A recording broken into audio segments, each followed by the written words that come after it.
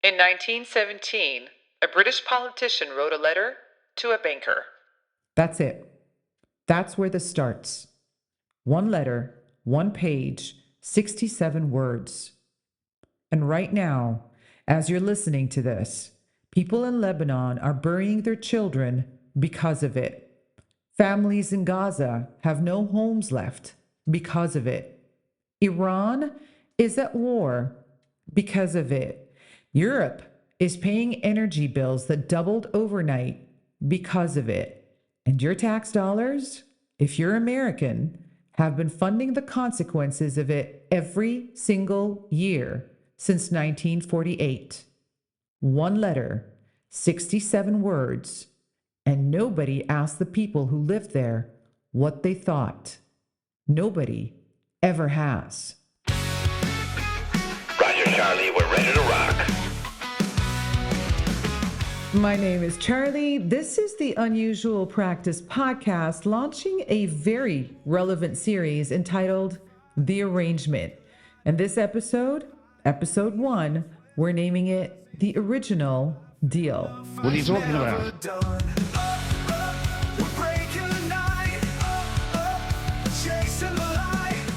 By the end of this episode, you're going to understand something that 100 news channels, 1,000 opinion pieces, and decades of political speeches have never told you clearly. Not because they didn't know, but because it was more useful if you didn't. I'm breaking it down.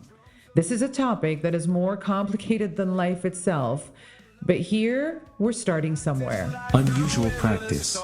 Rethink what you think you know. Now, before we go anywhere, I need to separate 3 things, because right now, your brain has probably filed all of this under one folder called the Middle East conflict. That folder is killing your ability to understand what's actually happening. So, we're going to open it up and sort it out. Now, thing 1, Iran, the regime, is not Iran, the people. Iran's Persian civilization is 2,500 years old. The Islamic Republic is 47. Most Iranians are secular, educated, and despise their own government. What? We know this because in late 2025, they proved it. The largest nationwide protests since the 1979 revolution erupted across Iran. People in the streets, not for America, not for Israel, against their own regime. The regime killed thousands of them. The US-based human rights activist news agency put the death toll at 7,000. 7,000 people killed by their own government, while the world argued about Iran's nuclear program. Thing 2, the Arab Middle East is not Iran's ally, not religiously, not ethnically, and not historically. Saudi Arabia, United Arab Emirates, yep, that's where your Dubai is, Kuwait, Jordan, Egypt, these are Sunni Arab nations. Iran is Shia Persian. The Sunni Shia split has existed for 1,400 years. The Arab-Persian rivalry runs even deeper than that. These countries don't see Iran as a Muslim brother.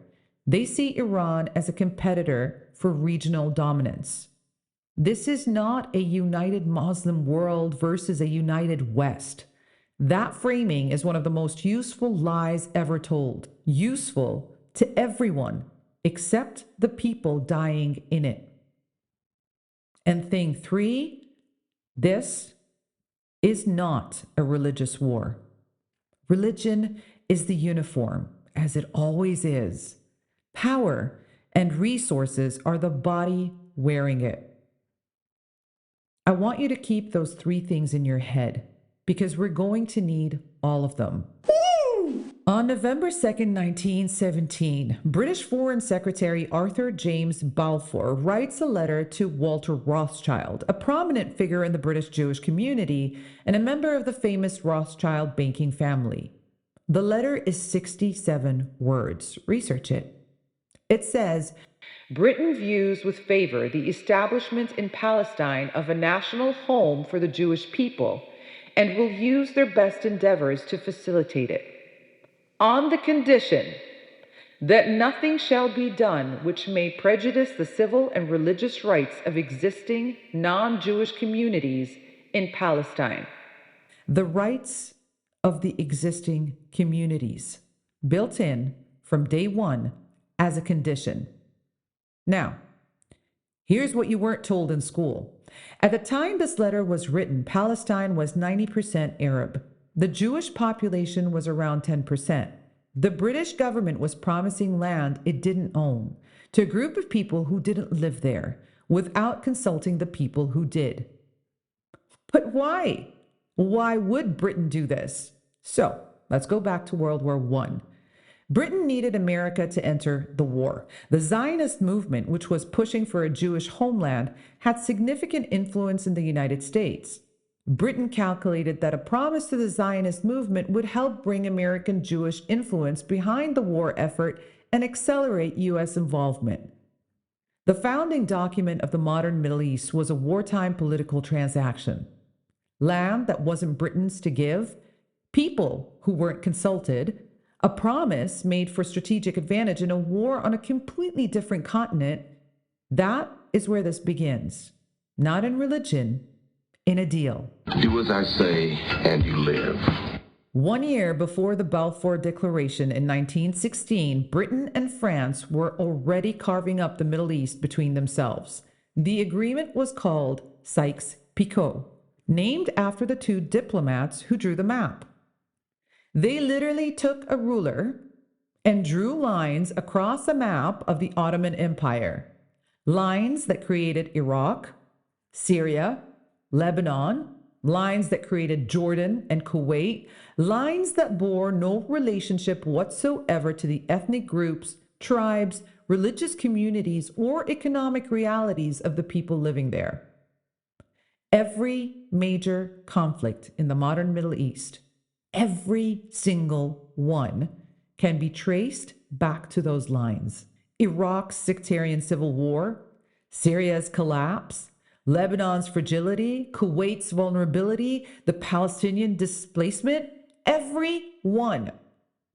Two European men, one map, one ruler, as in the instrument, and 100 years of consequences paid by people who were never in the room. This is a pattern. I want you to keep it in mind. The people making the decisions are never the people paying the price.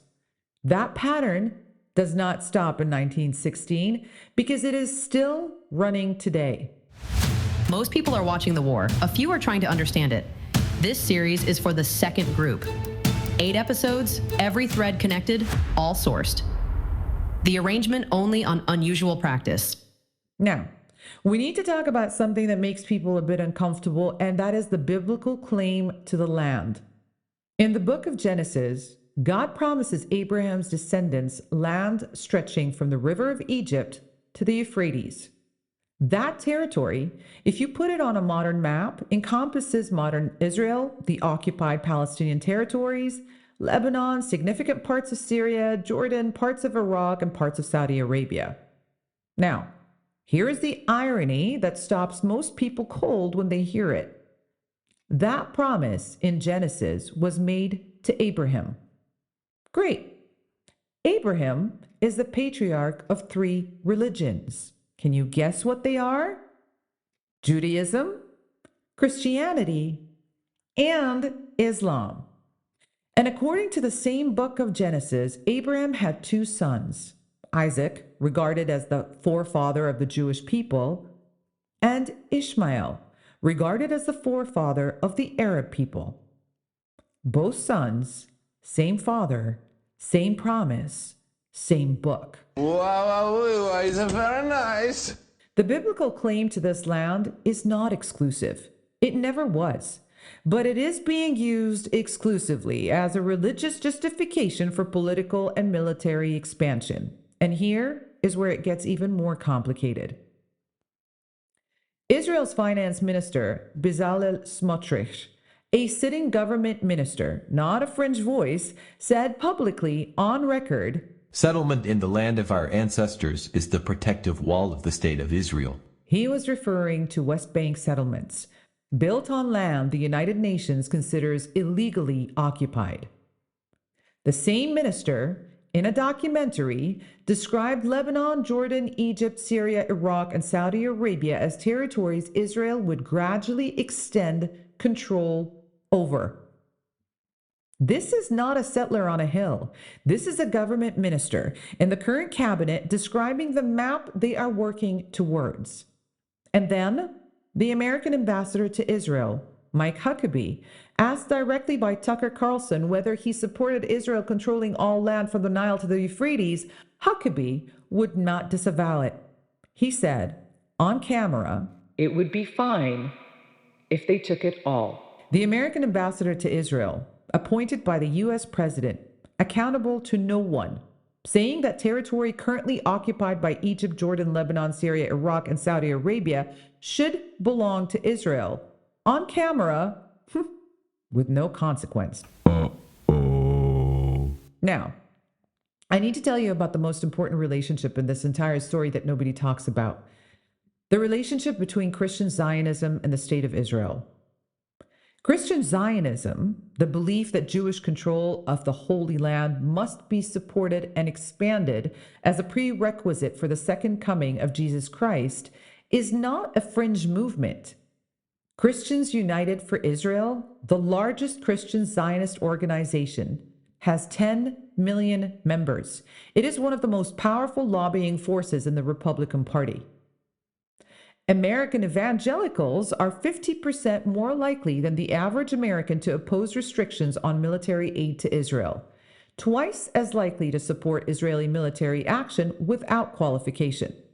They form a cornerstone of AIPAC, the American Israeli lobbying organization that spent $127 million in the 2024 election cycle alone. Here is what their theology actually says, and this is where it gets dark. Christian Zionist dispensationalist theology holds that before the second coming, all living Jews must gather in Israel. Then a period of tribulation and war, Armageddon. And in their own theology, at the end of Armageddon, 2/3 of the Jews gathered in Israel will be killed. The remaining third will accept Jesus Christ as Messiah and be saved. Let that sit for a moment.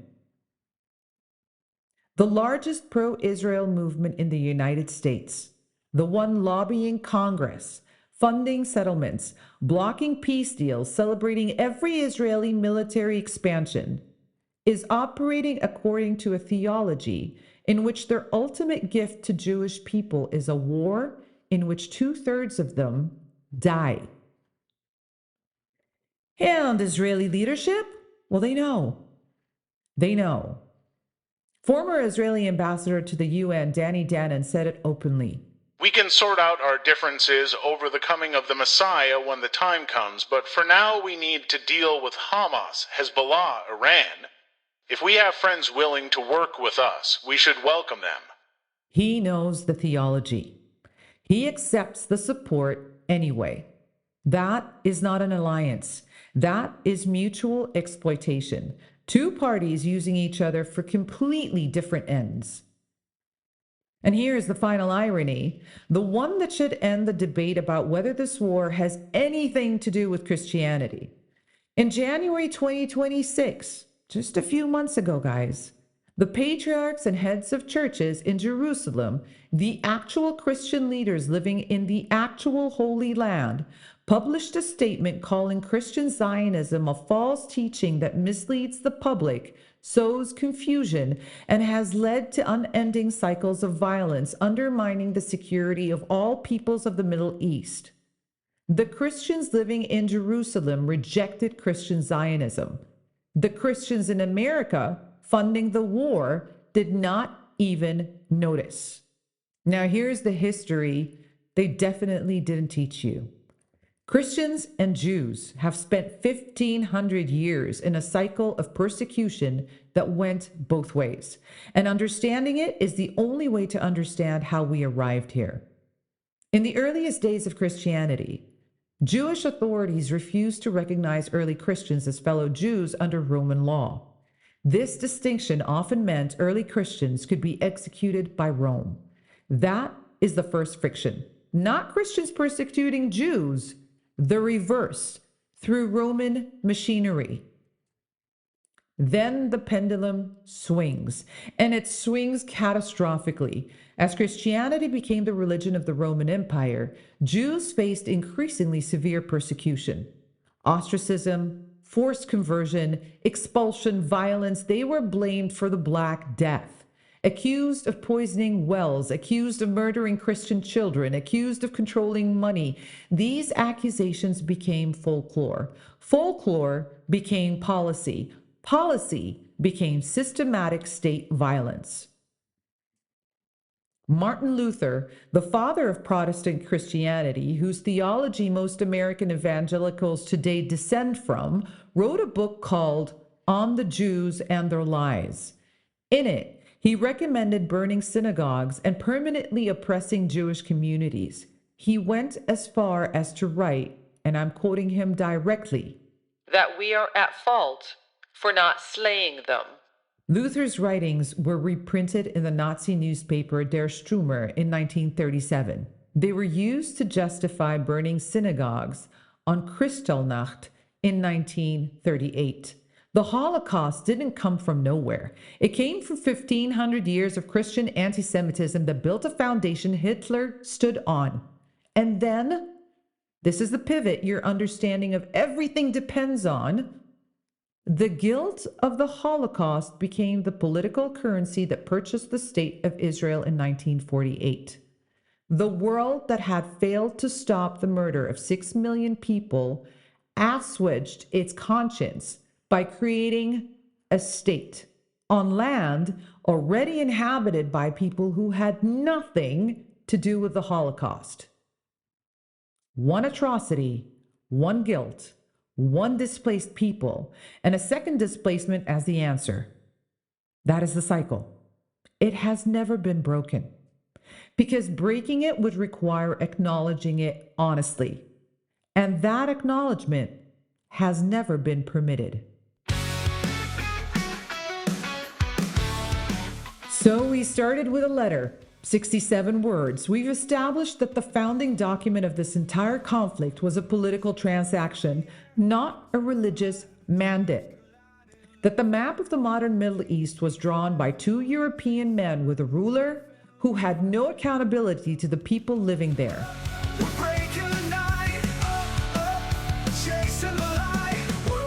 That the biblical claim to this land belongs equally to the descendants of both Isaac and Ishmael, which means it was never an exclusive claim. That a sitting Israeli government minister has publicly described the map of Greater Israel he is working towards, and that the largest pro-Israel movement in America is funding that expansion based on a theology that ends with 2/3 of Israeli Jews dying.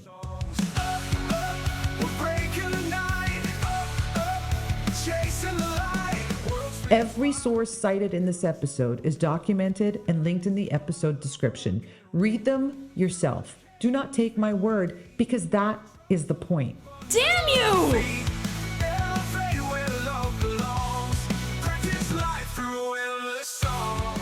Now in episode 2, we follow the money. $300 billion, $127 million in a single election, a former U.S. congressman on record asking a lobbying organization how to vote, a law designed to prevent American aid to nuclear-armed states, with one country permanently exempted from it. Don't forget to like and subscribe. We are going to name the architecture. All of it. This is the unusual practice with a series we called The Arrangement, because history didn't just happen, it was actually arranged. Oh my God. Follow unusual practice and share this with someone who thinks they know the full story. Mom, somebody just followed me. Like, comment, and subscribe.